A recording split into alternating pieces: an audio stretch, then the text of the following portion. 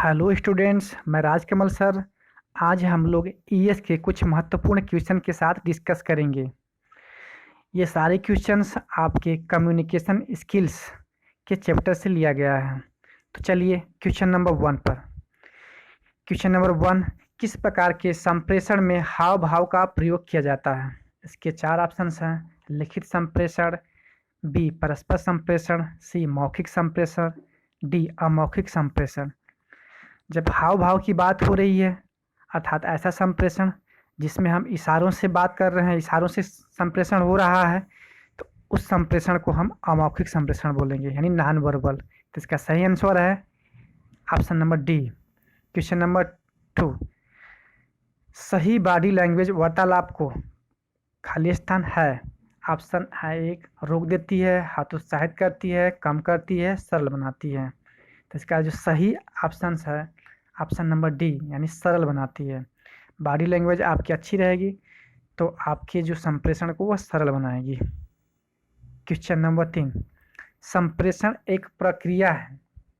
Option A एक तरफा, option B असतत, ऑप्शन सी सतत, ऑप्शन डी कोई विकल्प नहीं। तो संप्रेषण हम जानते हैं कि यह एक प्रक्रिया है जो सतत निरंतर चलती रहती है। तो इसका सही आंसर है option number C. Question number 4, निम्न में से कौन सा माध्यम मौखिक संप्रेषण नहीं है? मौखिक संप्रेषण अर्थात वर्बल कम्युनिकेशन। ऑप्शन है, ऑप्शन ए साक्षात्कार, ऑप्शन बी सम्मेलन, ऑप्शन सी रेडियो प्रसारण, ऑप्शन डी प्रश्नावली। तो आपके ए, बी और सी ये सारे मौखिक संप्रेषण हैं, अर्थात वर्बल कम्युनिकेशन के अंतर्गत आते हैं। ऑप्शन डी जो है वो नहीं आता, इसलिए इसका सही आंसर है ऑप्शन डी। क्वेश्चन नंबर 5, संप्रेषण किसका विकास करता है? ऑप्शन ए उद्योगों का, ऑप्शन बी व्यक्तियों का, ऑप्शन सी व्यवसाय का, ऑप्शन डी उपरोक्त सभी। संप्रेषण जो है यानी आपकी कम्युनिकेशन स्किल जो है एक दूसरे से बात करते समय, अर्थात हम कह सकते हैं यह व्यक्तियों का विकास करता है। व्यक्तियों को विकास से ही सबका विकास होता है। इसका जो सही आंसर है ऑप्शन बी, व्यक्तियों का। आँखों से इशारा करना, क्वेश्चन नंबर 6 है, आँखों से इशारा करना किस प्रकार का संप्रेषण है? हम जानते हैं कि यह एक नॉन वर्बल कम्युनिकेशन है, अर्थात इसमें हम शब्दों का कोई प्रयोग नहीं किया गया है, न कुछ चीज़ लिखा गया है। तो इसका सही आंसर है अशाब्दिक, यानी non verbal communication. Question number 7, proxemics का अर्थ है। इसके 4 ऑप्शन है। ए संप्रेषण के दौरान व्यक्तिगत शारीरिक दूरी, बी गतिशील संप्रेषण, सी अशाब्दिक संप्रेषण, बी स्पर्श संप्रेषण। तो इस क्वेश्चन का सही आंसर है संप्रेषण के दौरान व्यक्तिगत शारीरिक दूरी। प्रॉक्सिमिक्स का अर्थ यही है। चलिए क्वेश्चन नंबर 8, संप्रेषण शब्द लैटिन भाषा के किस शब्द से उत्पन्न हुआ है? तो ऑप्शन ए है communication, option B communist, option C speaking, option D comma. तो संप्रेषण शब्द जो है वो कम्युनिस्ट लैटिन भाषा से उत्पन्न हुआ। तो इसका सही ऑप्शन है ऑप्शन बी। क्वेश्चन नंबर 9, सूचना संप्रेषण की तकनीकों में शामिल नहीं है। इसके ऑप्शन हैं। ऑप्शन ए इंटरनेट पर चैटिंग करना, ऑप्शन बी समाचार पत्र पढ़ना, सी रेडियो पर समाचार सुनना, डी किसी को एकटक देखना।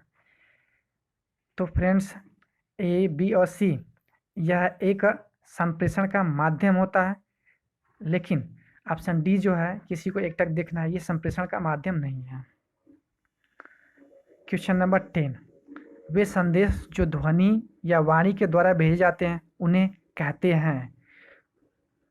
इसका ऑप्शन है पैरा लैंग्वेज, बी काइनेसिक्स, सी क्रोनेमिक्स, डी हैप्टिक्स। तो इसका जो सही ऑप्शन है आपका पैरा लैंग्वेज। चलिए क्वेश्चन नंबर 11 पे चलते हैं। क्वेश्चन नंबर 11, किसी प्रकार के संप्रेषण में अधिक स्थिरता होती है? इसके ऑप्शन है अव्यक्त संप्रेषण, बी मौखिक संप्रेषण, सी लिखित संप्रेषण, डी शारीरिक संप्रेषण।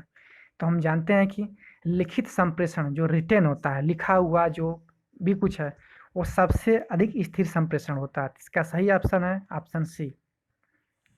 क्वेश्चन नंबर 12, संप्रेषण हेतु सामंजस्य जरूरी है। ऑप्शन ए माध्यम और प्रतिपुष्टि के बीच, बी संप्रेषक और संग्राहक के बीच, ऑप्शन सी संप्रेषक और प्रतिपुष्टि के बीच, डी कोई विकल्प नहीं। तो सामंजस्य यानी जब भी हम किसी से संप्रेषण कर रहे हैं, किसी बात पे चर्चा कर रहे हैं, तो यानी संप्रेषक यानी बोलने वाला और संग्राहक अर्थात सुनने वाले के बीच अगर सामंजस्य सही है तो संप्रेषक सही होगा। तो इसका जो सही ऑप्शन है ऑप्शन नंबर बी, संप्रेषक और संग्राहक के बीच। चलिए फ्रेंड्स क्वेश्चन नंबर 13 को देखते हैं। निम्नलिखित में से कौन सा काइनेसिक्स का भाग नहीं है? इसके ऑप्शंस हैं ऑप्शन ए भाव भंगिमा, ऑप्शन बी आंखें, ऑप्शन सी मुद्रा, ऑप्शन डी कोई विकल्प नहीं। तो काइनेसिक्स ऑप्शन ए बी और सी ये तीनों जो है इसके भाग हैं। तो ऑप्शन नंबर डी इसका सही आंसर होगा अर्थात कोई विकल्प नहीं। चलिए अगला क्वेश्चन नंबर 14, प्रभावी संप्रेषण के मार्ग में सबसे बड़ी बाधा है। जब हम इफेक्टिव कम्युनिकेशन किसे कहते हैं? हम जानते हैं कि जब हम अपनी बातों को किसी के सम्मुख रखते हैं और वह सामने वाला बातों को भली प्रकार सुनकर एक सही निर्णय ले करके फीडबैक देता है, तो हम उसे इफेक्टिव कम्युनिकेशन कहते हैं। तो इसमें सबसे बड़ी बाधा है, इसके चलिए ऑप्शन पढ़ते हैं। प्राप्तकर्ता की अनिच्छा, प्रतिपुष्टि की अभाव, सी कमजोर माध्यम, डी शब्दों की अस्पष्टता। तो इसका जो सही ऑप्शन है ऑप्शन ए प्राप्तकर्ता की अनिच्छा। जब भी हम संप्रेषण कर रहे होते हैं, अगर सुनने वाला अच्छे से सुनेगा नहीं तो हमारा कम्युनिकेशन इफेक्टिव नहीं होगा। चलिए फ्रेंड्स क्वेश्चन नंबर 15, आधुनिक युग में संप्रेषण का महत्व है। ऑप्शन ए शिक्षा में, ऑप्शन बी व्यापार में, ऑप्शन सी उद्योग में, ऑप्शन डी उपरोक्त सभी में। तो हम जानते हैं कि संप्रेषण जो है हर जगह महत्वपूर्ण भूमिका निभाता है, चाहे कोई भी क्षेत्र हो, व्यापार का हो, शिक्षा का, उद्योग का है। इसका सही आंसर होगा अर्थात ऑप्शन डी उपरोक्त सभी। क्वेश्चन नंबर 16, समाज में व्यक्तियों के बीच वाद संवाद किसके द्वारा संभव है?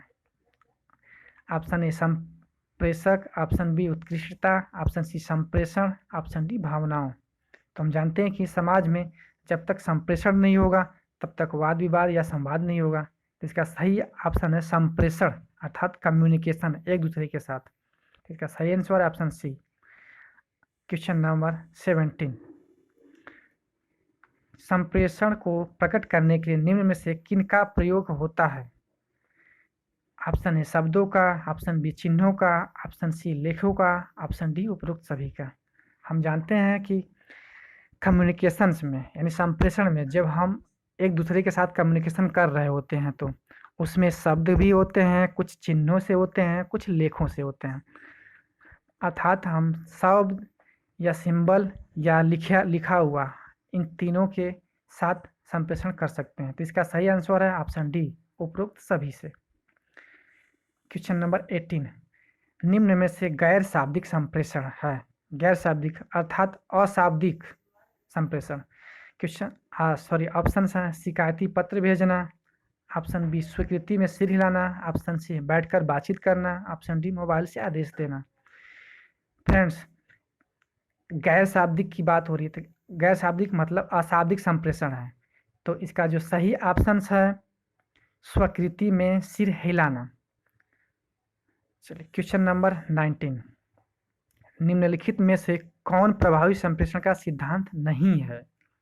इसके ऑप्शन हैं ए विस्तारण, बी स्पष्टता, सी पूर्णता, डी संक्षिप्तता। तो हमारे बी, सी और डी ऑप्शन जो है वो प्रभावी संचार में बहुत ही जरूरी है। हम जब भी कुछ भी बात करें तो स्पष्ट करें, पूर्ण करें और संक्षिप्त रूप से करें, ये सिद्धांत में है। तथा ऑप्शन ए विस्तारण जो है वो प्रभावी संप्रेषण के सिद्धांत में नहीं है। अर्थात हमारा जो सही आंसर है ऑप्शन ए विस्तारण। फ्रेंड्स आज के वीडियो का लास्ट क्वेश्चन नंबर 20, प्रभावी संप्रेषण की आवश्यकता होती है समाज में, उद्योग में, सरकार में, उपरोक्त सभी में। तो इफेक्टिव कम्युनिकेशन की ज़रूरत हमें हर जगह होती है, समाज में कभी भी बातचीत के समय, उद्योग में या सरकार के साथ। तो हम कह सकते हैं इसका सही आंसर है ऑप्शन डी, उपरोक्त सभी में। तो फ्रेंड्स आज के लिए बस इतना ही, मिलते हैं अगले वीडियो में, तब तक के लिए धन्यवाद।